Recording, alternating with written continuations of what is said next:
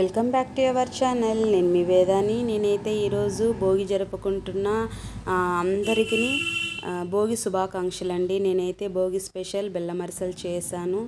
ఎలా చేసుకున్నాను 1 కేజీ అయితే చేశానండి. 1 కేజీకి ఎంత కొలత పెట్టుకున్నాను, ఎంత బెల్లం వేశాను, ఎలా చేశాను నేను ఫుల్ వీడియో మీకు పెట్టేస్తున్నాను.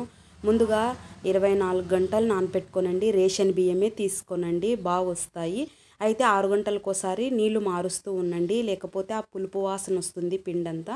ఇలాగా ఒక చిల్లుల గిన్నెలో వేసుకొని వాటర్ అంతా ఇంకిపోయి మొత్తం అంతా వంపేయండి. వాటర్ లేకోకుండా ఆల్మోస్ట్ నీళ్ళన్నీ పోయాక పిండి మరకిచ్చి పిండి రుబ్బిచ్చేసేసుకొని జల్లించుకొని పక్కకు పెట్టుకోనండి. తర్వాత నేను ఇక్కడ 1 కేజీ బెల్లంలో ఇంత ఉంట పక్కకు తీసేసి ఆ బెల్లం అంతా వేస్తున్నానండి. చూడండి, నేను ఇలాగా ఈ పిండి అంతటిని ఇలా రుబ్బుకొని పెట్టుకున్నాను. ఇంకొకటి తడి ఆరిపోకుండా మూత పెట్టేయండి, లేకపోతే తడి బట్ట కప్పేసేయండి.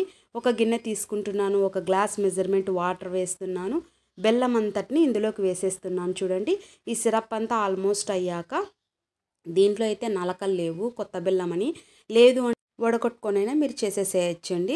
నేనైతే ఇప్పుడు పాకు చూపిస్తున్నాను.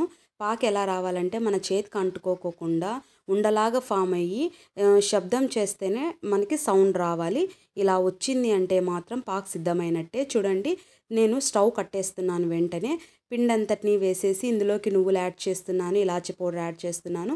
ఇలాగా మొత్తం పిండి అంతటిని వేస్తున్నానండి. కేజీన్నర పిండిలో నాకు దాదాపు ఒక గ్లాస్ పిండి మిగిలింది. ఈ కన్సిస్టెన్సీలో కలుపుకోనండి.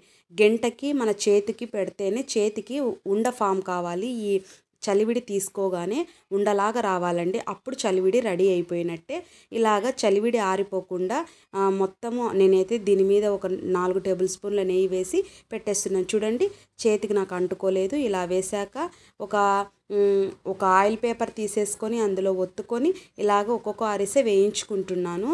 తగినంత ఆయిల్ పెట్టుకొని వేయించుకోనండి ఫ్రెండ్స్. నేను ముందుగా ఇలాగ గంటెతో ప్రెస్ చేస్తున్నాను, తర్వాత అరిసెల చెక్క మీద వేస్తున్నాను. చూడండి, మొత్తం ఆయిల్ అయితే పోతుంది.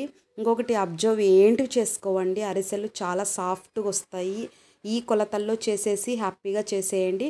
1 కేజీ అయితే దాదాపు ఎక్కువ రావు, కరెక్ట్ 3 డేస్ 4 డేస్కి అయిపోతాయండి. ఎక్కువ చేసుకోకుండా ఇలాగా తక్కువ కొలతల్లో చేసేసుకొని మీ ఇంటిల్లపాది పండుగను ఆస్వాదించండి. మరి ట్రై చేస్తారా? నచ్చిందా అండి?